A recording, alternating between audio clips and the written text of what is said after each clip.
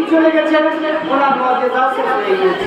সমস্ত নবীকে আল্লাহ তাআলা মুআজিজা দিয়েছেন, কিন্তু আমার আপনার নবী সাইয়্যিদুল মুরসালিন তাজদারে মদিনা জনাব মুহাম্মদুর রাসূলুল্লাহ সকলে বলুন সাল্লাল্লাহু আলাইহি ওয়াসাল্লামকে আল্লাহ তাআলা যে মুআজিজাগুলো দিয়েছিলেন, প্রত্যেকটি মুআজিজাকে আল্লাহ তাআলা এই উম্মতের এই বান্দাদের জন্য ছেড়ে রেখে দিয়েছেন। বলুন সুবহানাল্লাহ। আল্লাহ তাআলা আমার আপনার নবীকে যত মুআজিজা দিয়েছিলেন, প্রত্যেকটা মুআজিজা এই উম্মতের জন্য দুনিয়ার জমিনে রেখে দিয়ে গেছেন।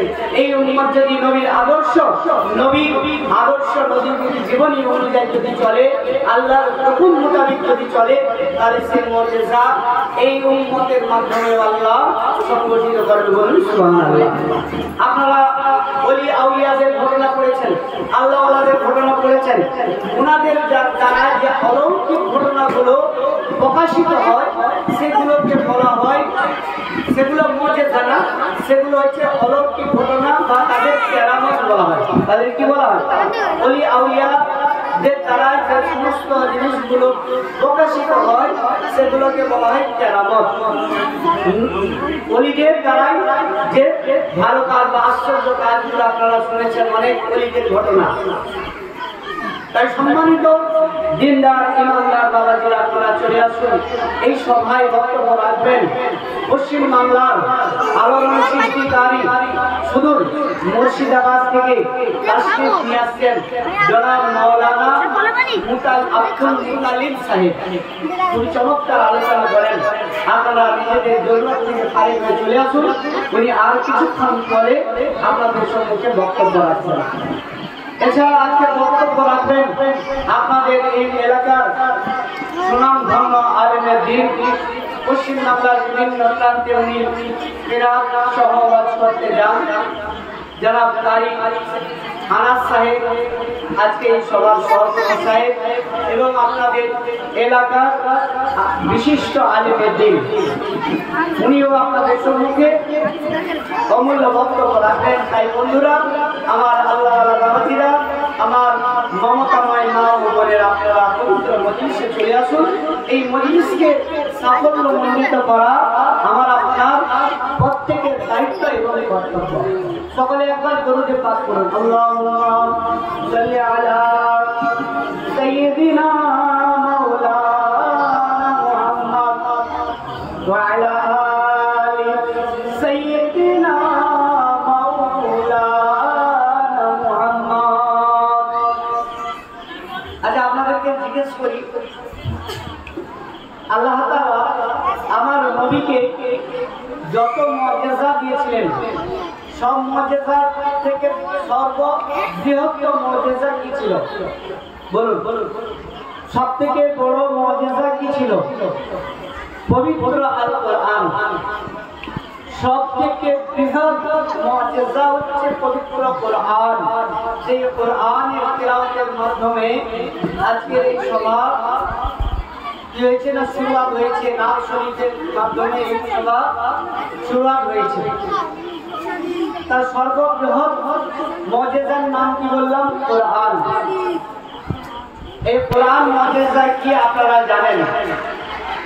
বিশ্বে যত ধর্মগ্রন্থ এসেছে বা আছে, বা যাদের নাম আমরা জানি, বড় বড় আসমানি কিতাব, তাওরাত, জাবুর, ইনজিল, এই যে বড় বড় আসমানি কিতাব বা যত রকমের ধর্ম আছে, প্রত্যেক ধর্মের ধর্মগ্রন্থ রয়েছে।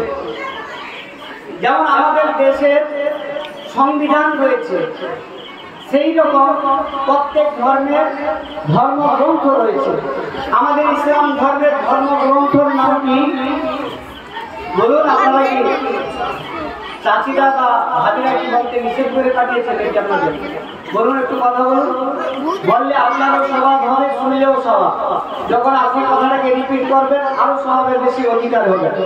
তাই যেহেতু একটা সুযোগ পেয়েছেন, এই সুযোগকে কাজে লাগান, যত বেশি বেশি কামিয়ে নেওয়া যায়। আজকে আমরা খুব চালাক, যদি রিচার্জ করতে হয় মোবাইল তখন আমরা দেখি যে কোন অফারটা আছে, কত টাকা ভরলে কত এমবি পাবো, কতদিন বেশি কথা বলতে পারবো।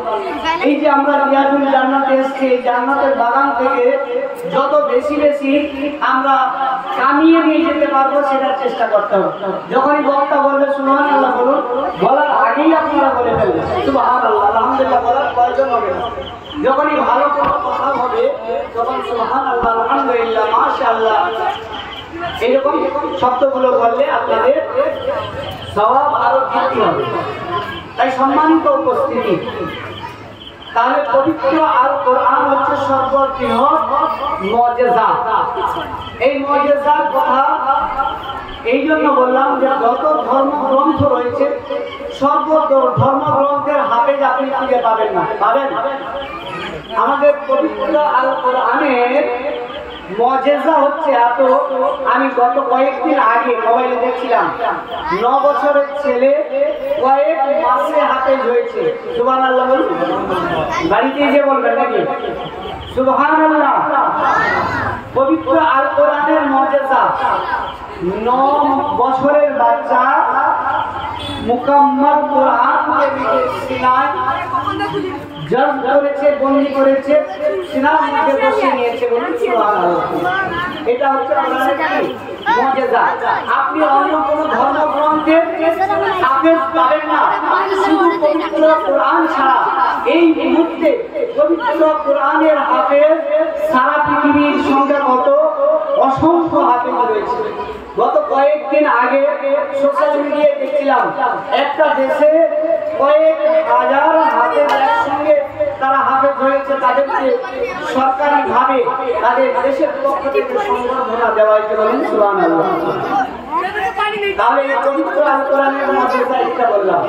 তারপরে মুজিজা বলি, বিশ্বনবী সাল্লাল্লাহু আলাইহি সাল্লাম দুনিয়ার জমিনে আসার পূর্বে যে মুজিজা, ওনার আব্বা জান, আম্মা জান, দাদা জানের সঙ্গে যে